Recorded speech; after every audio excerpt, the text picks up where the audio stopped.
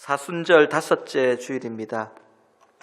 예수 그리스도의 십자가를 깊이 묵상하면서 우리 십자가 앞으로 더 가까이, 십자가 밑으로 더 바짝 엎드리는 저와 여러분 될 수 있기를 축원합니다. 거기서 생명이 나오고 능력이 나오고 축복이 나오는 거예요. 꿈이 나오는 거예요.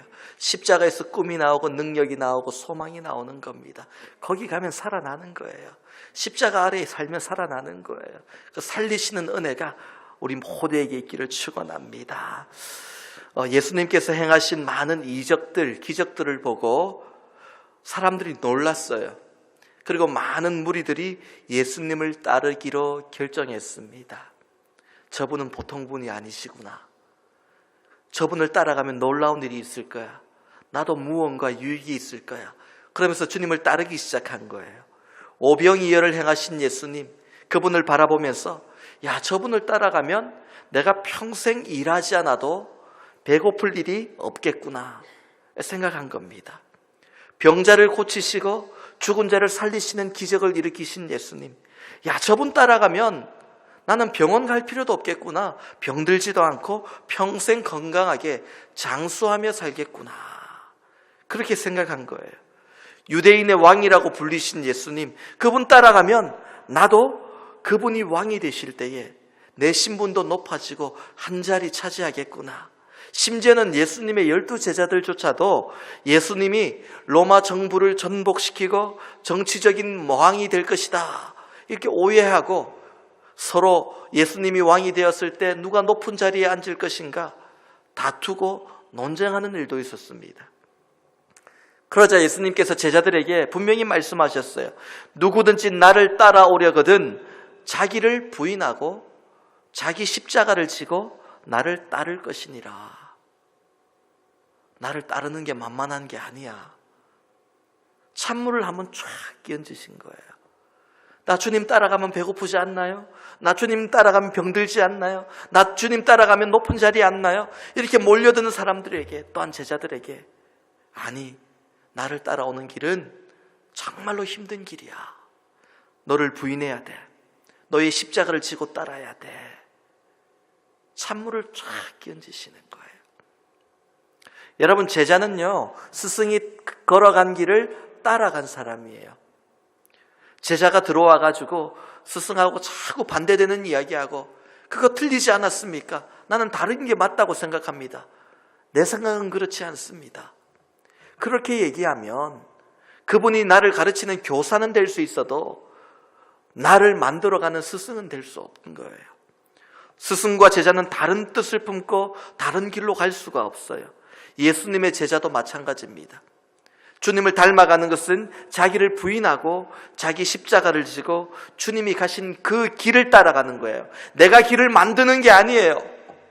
주님이 가신 길을 따라가는 거예요. 내가 내 인생을 개척하고 만들어가는 것이 아니라 주님이 이미 가신 길, 만들어 놓으신 길, 주님의 발자국이 보이는 그 길을 그대로 밟고 따라가는 거예요. 지난주에 청년부 수련회 우리 세코이아 국립공원에 갔다 왔어요. 눈이 얼마나 많이 왔는지요. 저희 숙소가 2층이었는데 2층 베란다 문을 탁 열면은 거기까지 눈이 쌓여 있어요. 거기서 그냥 눈 밟고 내려가면 1층이에요. 그냥 그만큼 눈이 많이 왔더라고요. 도로를 운전해 가는데 양옆에 눈이요, 차보다 훨씬 높아요. 그 사이를 1시간 가까이 그렇게 통과하며 지나갔습니다. 눈이 어마어마하게 많이 왔더라고요. 그러니까 청년들이 좋아가지고 가서 눈을 밟기도 하고, 얼마나 또 밤에는 또 잠깐 눈이 내리기도 했습니다. 얼마나 좋습니까? 하얗게 아무도 밟지 않은 그 눈. 구경을 한다고 산을 걸어가면서 어딘가는 밟으니까 쑥 내려가는 거예요. 그냥 뭐 다리 한 짝이 쭉 빠질 정도로 쑥 빠지기도 합니다. 그런데 여러분, 조마조마해서 걸어가는데 앞에서 걸어간 사람의 발자국을 밟고 따라가니까요, 너무너무 안전한 거예요. 그 하얀 눈밭에 먼저 간 사람, 그 사람의 발자국이 길이 되더라고요. 그게 안전하더라고요. 내가 길을 개척해야지 하고 밟으면은 쑥 빠질 때가 있고요. 예측할 수가 없는 거예요. 그러나 이미 가신 길을 따라가니 예측 가능하더라는 겁니다. 마찬가지예요. 주님이 걸어가신 그 발자국을 밟고 따라가면 고난이 있는 부분도 있고 아픔이 있는 부분도 있지만 결국은 승리할 수 있다라는 예측 가능한, 아니 확신 있는 그 길을 따라가는 것이 제자의 삶이라는 것입니다. 자기를 부인하고 나의 십자가를 지고 주님이 가신 길을 따라가야 됩니다. 제자에게 이것은 선택사항이 아닌 필수 과목이에요. 이건 무조건 자기 부인해야 돼요. 무조건 자기 십자가 지고 그리고 내 길이 아닌 주님이 가신 길을 따라가야 됩니다. 나를 부인한다는 것은 내 자아와 내 생각과 내 경험과 내 욕심이 내 삶을 이끌고 가는 것이 아니라 주님이 내 삶에, 내 중심에, 나의 보좌에 앉으셔서 주인 되시고 명령하시고 주님이 내 삶을 핸들링 하시는 것, 이게 나를 부인하는 거예요. 내가 내 길을 개척해 가는 것이 아니라 주님 가신 길이 어디입니까? 보여주옵소서. 그 발자국을 밟고 가는 것이 나를 부인하는 거예요. 내 발자국을 새기는 것이 아니라 주님의 발자국 위에 내 발자국을 얹어서 주님의 발자국이 내 삶에 새겨지게 하는 것, 이게 나를 부인하는 거예요. 나의 십자가를 지고 간다는 것은 그 길 가운데 고난이 있어도 감당하며 가겠다는 거예요. 끝까지 그 십자가 붙들고 힘들어도 주님의 영광 위에 고난도 감수하며 가겠다는 거예요. 이게 제자다. 주님이 그거 말씀하셨어요. 오늘 이 땅에도 마찬가지입니다. 오병이의 기적, 살리시는 기적, 고치시는 기적, 높이시는 주님의 능력을 바라보면서 하나님 기적을 주옵소서, 축복을 주옵소서. 이 기적과 축복을 바라보며 내가 주님 따라가겠습니다. 그렇게 따르는 무리가 얼마나 많은지 몰라요. 예수님은 그들에게 똑같이 말씀하십니다. 누구든지 나를 따라오려거든 자기를 부인하고 자기 십자가를 지고 나를 따를 것이니라.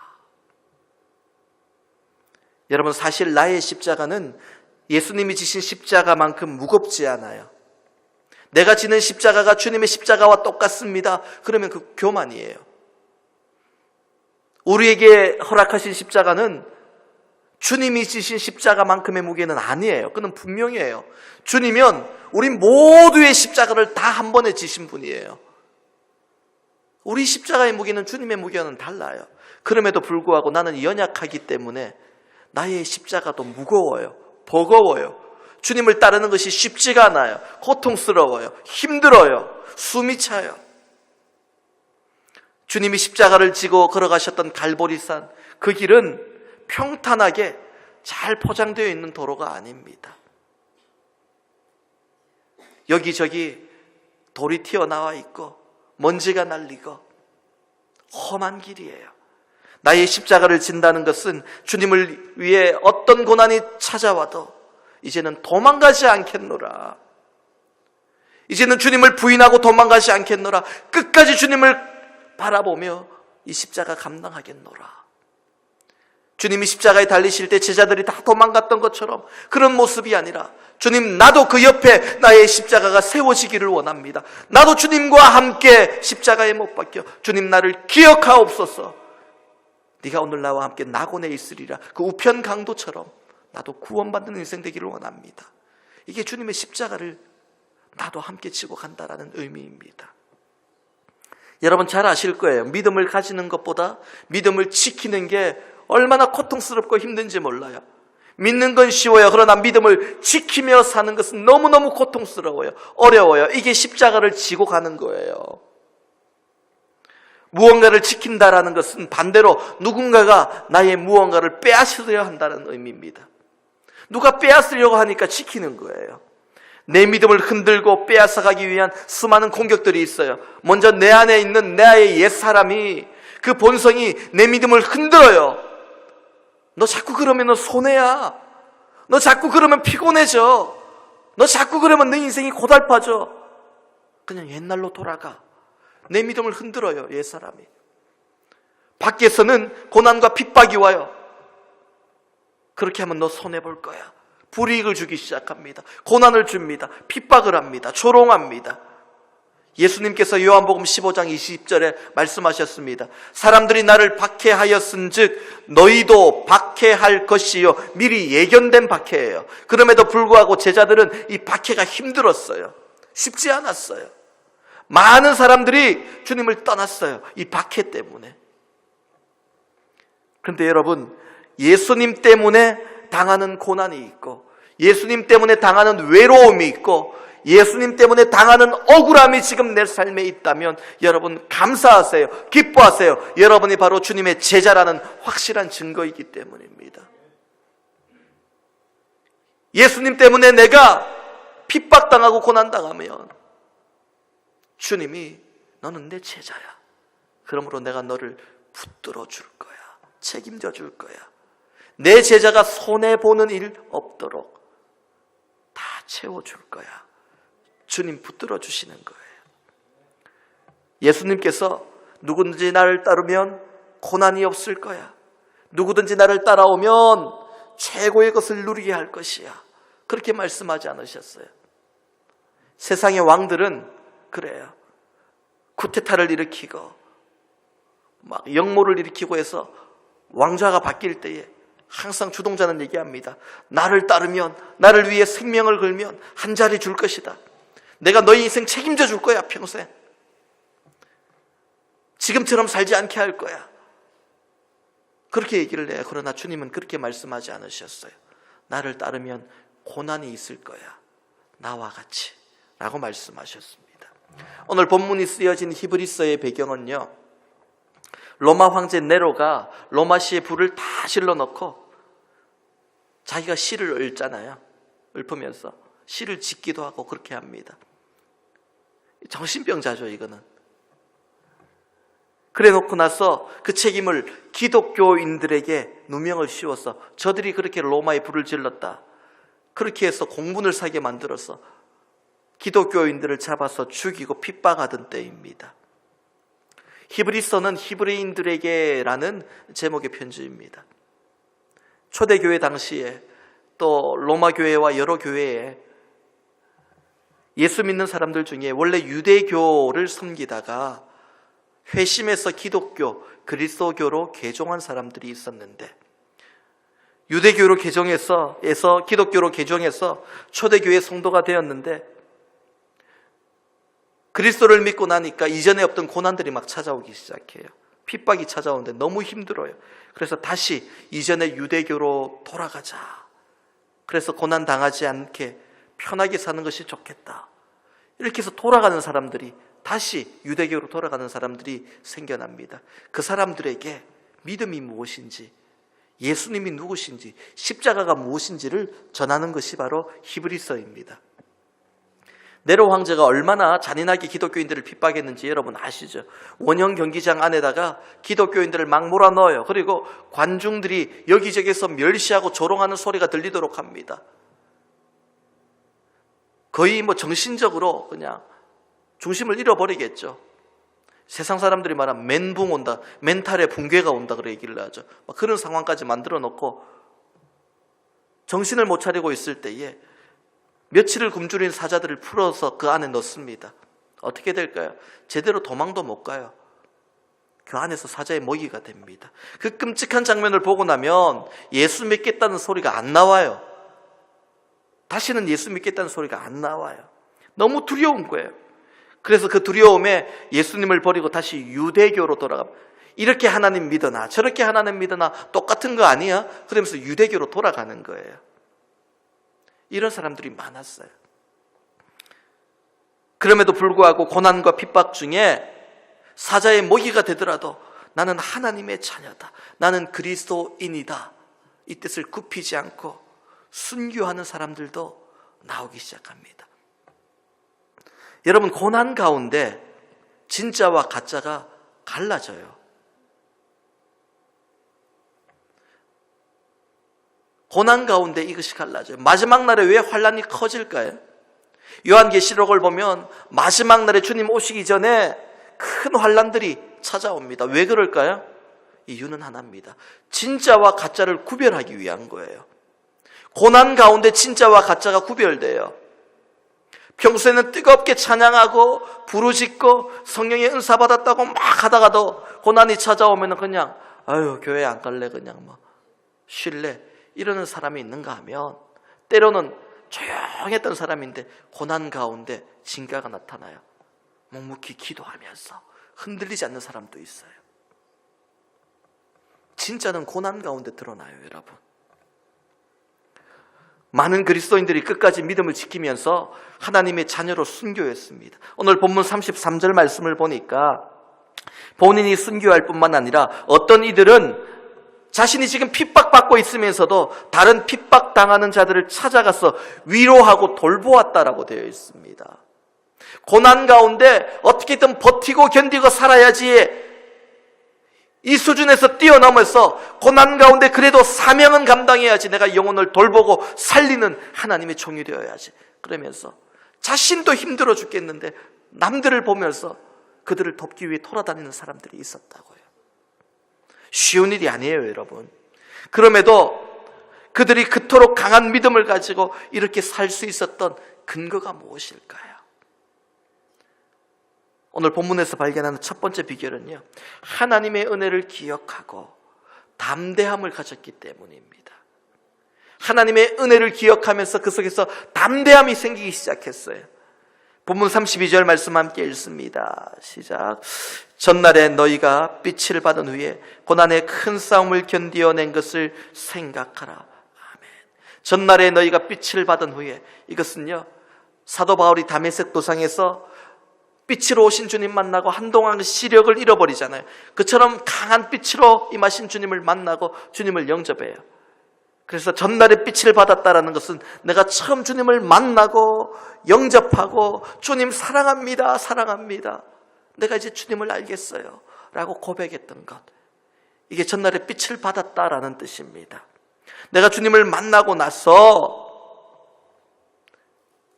내 삶이 바뀌었어요. 여러분, 고난이 찾아올 때 먼저 기억해야 돼요. 내가 처음 주님 만났을 때, 내가 처음 주님 만난 그날 생각하고 주님과의 첫사랑, 그 뜨거움을 다시 한번 생각하면서 회복해야 된다는 겁니다. 여러분, 처음 주님을 인격적으로 여러분이 만났을 때 그 뜨거운 감동을 아직도 기억하고 있습니까? 마음에 남아있나요? 흔적이 있나요? 까마득한가요? 그래도 기억은 하셔야 돼요. 기억은 하셔야 돼요. 주님, 내가 그때 얼마나 울었던지요. 주님, 그때 내 가슴이 얼마나 벅찼던지요.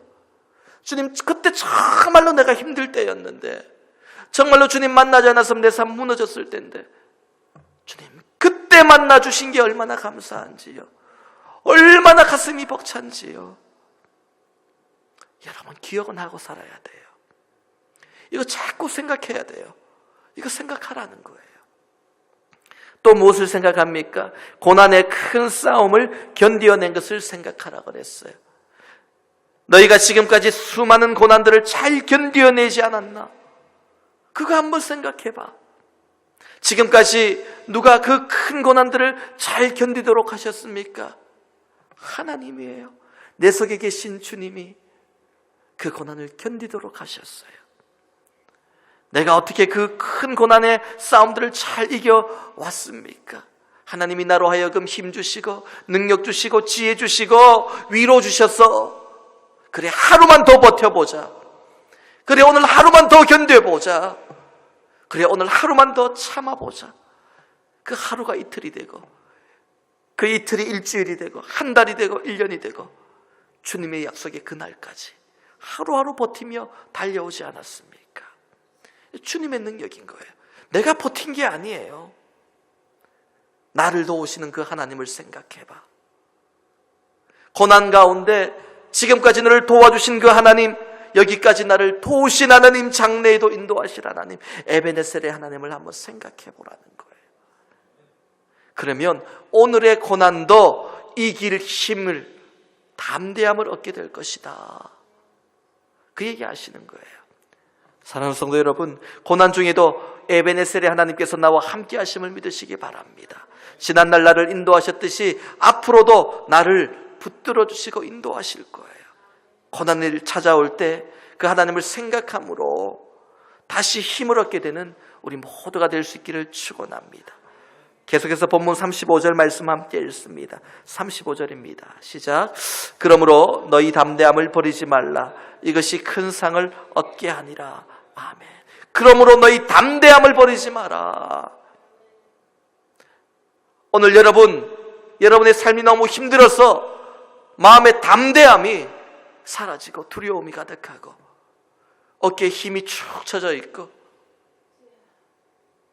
걸음에 힘이 빠져 있는 그런 사람들이 있습니까? 안 그러려고 하는데 앉아 있으면요, 믿음으로 살아야지, 믿음으로 살아야지. 그렇게 고백하잖아요, 우리가 마음으로. 목사인 저도 그래요. 부끄럽지만요, 힘든 일이 있으면 아니, 하나님이 해결해 주실 거야, 하나님의 뜻이 있을 거야, 반드시 이길 거야, 할렐루야 이라고 이제 앉아 있는데 나도 모르게 나 깜짝 놀라는 거예요. 제가 일부러 한숨 쉬려고 한 게 아니에요. 갑자기 나오는 거예요, 그냥 한숨이. 그럼 깜짝 놀라요. 이게 뭐야? 이러고 다시 이러면 안 되지. 그래도 하루에 수십 번 한숨 나올 때도 있어요. 그게 육신의 연약함이잖아요. 마음은 원이지만 육신이 연약하니까 어쩔 수가 없어요. 그게 튀어나오는 거예요. 여러분, 오늘 여러분의 마음에 담력을 잃어버리고 담대함을 잃어버리고 기가 죽어있고 움츠려 있는 사람이 있습니까? 그러므로 너희 담대함을 버리지 말라 말씀하십니다. 고난 가운데 담대함을 버리지 말라. 자신감을 가지고 살라는 거예요. 자신감을 지키라는 거예요. 히브리서를 보면 계속해서 이 담대함을 얘기합니다. 히브리서 10장 19절에 그러므로 형제들아 우리가 예수의 피를 힘입어 성소에 들어갈 담력을 얻었나니, 이게 똑같은 단어예요. 담대함과 예수의 피를 힘입어 하나님의 성소에 들어갈 담대함을 얻었나니, 담대함을 얻으라는 거예요. 히브리서 4장 16절을 보니까 그러므로 우리는 긍휼하심을 받고 때를 따라 돕는 은혜를 얻기 위하여 은혜의 보좌 앞으로 어떻게 담대히 나갈지어다. 하나님의 은혜의 보좌 앞으로 나갈 때에 내 연약함과 나의 죄악 때문에 움츠려 있지 말고 담대하게 나가라는 거예요. 뻔뻔하게 나가라는 거예요. 생각 없이 뻔뻔하게 나가라는 게 아니에요. 나는 자격이 없지만 그래도 괜찮아. 하나님이 자격을 주셨어. 이 자신감을 가지고 나가라는 거예요. 확신을 가지고 나가라는 거예요. 영어 성경을 보면 여기서 담대함은 with confidence라고 되어 있어요. 자신감을 가지고 나가라는 거예요. 여러분, 오늘 마음에 자신감이 사라졌습니까? 할 수 없다라는 생각, 고난 가운데 나는 점점 더 힘들어질 거라는 생각, 마음에 자신감이 사라집니까? 그러므로 너희 담대함을 버리지 말라. 이것이 큰 상을 얻게 하느니라. 담대해야 돼요. 할 수 있다면 믿음 가져야 돼요. 주님의 말씀이 이루어질 것이란, 내 삶 가운데 주님의 말씀이 반드시 이루어질 것이라는 담대함을 가지고, 자신감을 가지고, 확신을 가지고 은혜의 상을 얻기 위하여 달려나갈 수 있기를 바랍니다.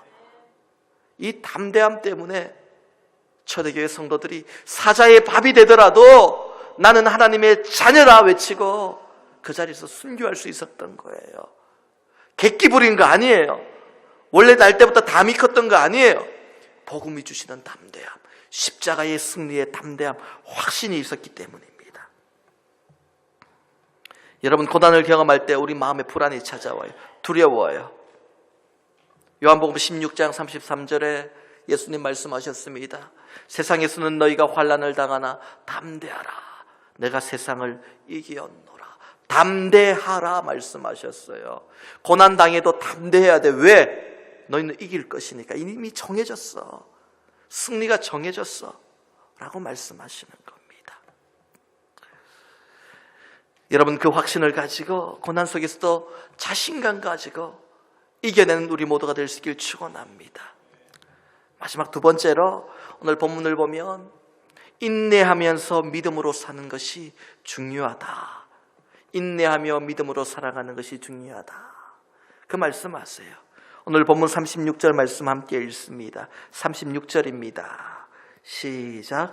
너희에게 인내가 필요함은 너희가 하나님의 뜻을 행한 후에 약속하신 것을 받기 위함이라. 아멘. 이렇게 하나님의 은혜를 기억하고 하나님에 대한 확신을 가지고 끝까지 인내하는 자는 약속하신 것을 얻게 된다. 뭘까요? 구원의 선물, 영원한 생명, 축복, 우리의 필요를 하나님께서 채워주시는 그 놀라운 공급하심을 얻게 된다. 누가요? 끝까지 인내하는 자가, 포기하는 자가 아니에요. 인내하는 자가 복을 받게 되더라는 것입니다. 때로는 내가 이기려 하지 않아도 돼요. 그냥 참고 인내하고 버텨야 될 때가 있습니다. 굳이 이기려고 하지 않아도 하나님께서 이기려고 하지 마. 지금은 인내할 때야. 참아야 될 때야. 지금은 견디며 통과해야 될 때야. 지금은 싸울 때가 아니야. 그냥 버텨야 될 때야. 그렇게 말씀하실 때도 있어요. 언제까지요? 하나님의 온전한 회복과 축복이 임할 그날까지. 어제 말씀을 준비하다가 밖에서 거실에서 막내 비명소리가 들리더라고요. 나가보니까 피아노 의자 위에서 장난치다가 거꾸로 떨어지면서 발톱이 찍혔어요. 보니까 엄지 발톱이 찍혀서 피멍이 이래 들어있는 거예요. 너무 아프잖아요. 그거 여러분 아시잖아요. 그 안에서 피가 터져서 까맣게 되는 거. 그래서 쩔쩔 매는 거예요. 그냥 보니까 우리 둘째가 그래서 발통이 달려있는 의자에 애를 태워서 밀고 다니더라고요. 그렇게 예. 아프니까 또 위로하는 사람도 있어요. 그러면서 와서 막내가 물어요. 이거 어떻게 하면 안 아프냐고. 약을 발라달라고 그러는데 약을 발라도 아파요. 그거는 그냥 시간이 지나야 되잖아요. 아시잖아요. 아프면 참아야 돼요. 얘기를 했어요. 금방 끝나지 않을 거라고. 어쩌면 한 달 동안 아플 수도 있다. 굉장히 난처해 하더라고요. 얼굴이. 그래도 답이 없어요.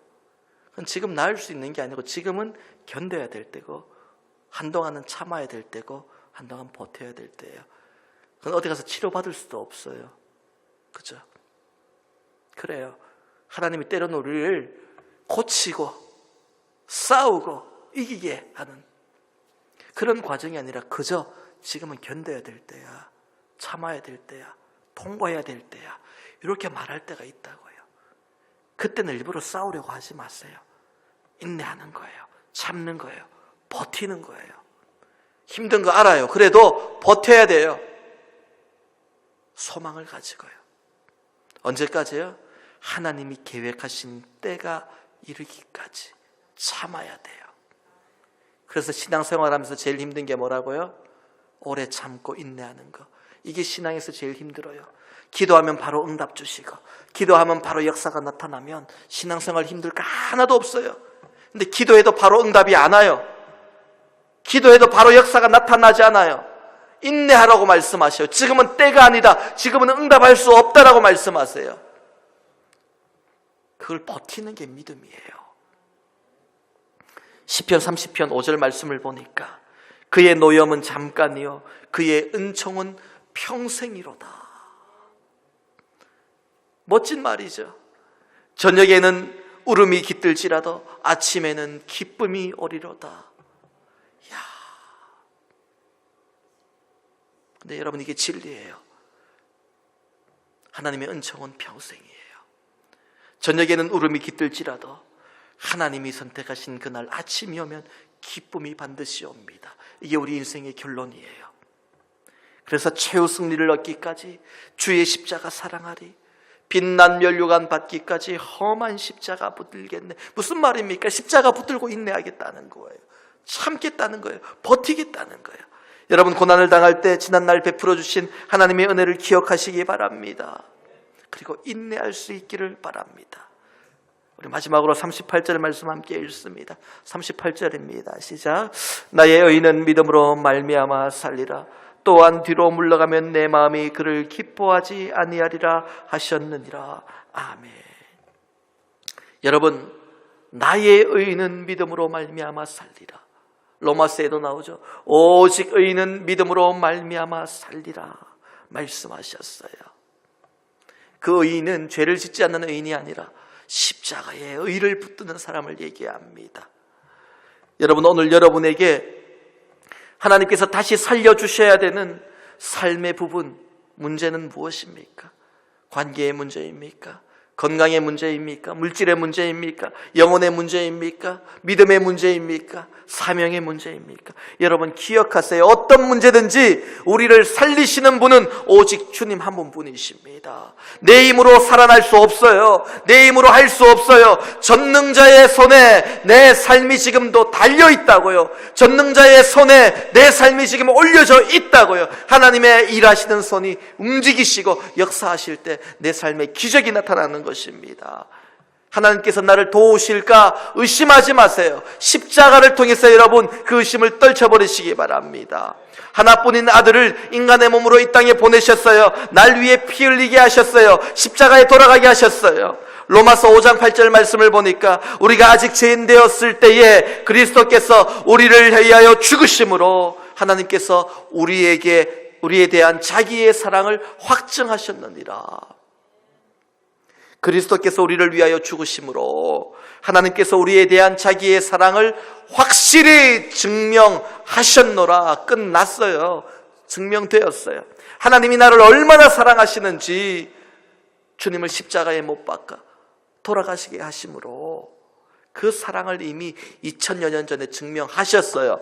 주님이 나를 사랑한다는 게 증명이 되었어요. 그렇다면 하나님이 지금도 나를 사랑하시고 사랑하는 자를 도우시는 아버지를 우리가 바라보면서 믿음으로 살아가야 됩니다. 오직 의인은 믿음으로 말미암아 살아나리라. 지금 나를 다시 살아나게 만드시는 것은 오직 믿음이에요. 오직 믿음을 지켜야 다시 살아나게 됩니다. 의인은 오직 믿음으로 끝까지 인내하며 살아가야 됩니다. 오늘 말씀을 맺습니다. 여러분 고난 중에서도 믿음 잃지 않고 믿음으로 말미암아 살아날 수 있기를 바랍니다. 지금 필요한 건 다른 거 아니에요. 내 삶이 어렵고 힘들 때 다른 게 필요한 게 아니라 믿음이 필요한 거예요. 소망이 필요한 거예요. 담대함이 필요한 거예요. 하나님의 역사가 필요한 거예요. 이것으로 말미암아 여러분 고난을 이겨내고 살아나는 또한 믿음으로 살아가는 우리 모두가 될 수 있기를 축원합니다. 물러서면 하나님 기뻐하지 않는다라고 오늘 본문에 분명히 말씀하셨어요. 물러서지 마세요. 직진하세요. 믿음으로 달려나가시기를 바랍니다. 물러서지 않겠노라. 믿음으로 결단하고 축복을 향해 승리를 향해 담대하게 달려나가는 우리 모두가 될 수 있기를 주님의 이름으로 축원합니다. 함께 기도하시겠습니다. 할렐루야. 살아계신 하나님 아버지 주님의 사랑과 은혜를 감사드립니다. 오늘 허락하신 귀한 말씀을 통하여서 우리의 마음에 고난 가운데 담대함이 사라지고 자신감이 사라질 때에 다시 한번 십자가 바라보며 붙들며 믿음의 확신과 담대함을 가지는 자신감 가지고 일어서는 우리 모두가 될 수 있도록 위로하시고 주님 힘을 허락하여 주시옵소서. 힘들고 어려운 고난의 그 끝 가운데 축복이 있음을 믿게 하시고 깨닫게 하심으로 끝까지 인내함으로 오직 의인은 믿음으로 말미암아 살리라 하셨사오니 믿음으로 말미암아 살아나고 믿음으로 말미암아 살아가는 우리 모두가 될 수 있도록 주님 축복하여 주옵소서. 예수님의 이름으로 기도하옵나이다. 아멘.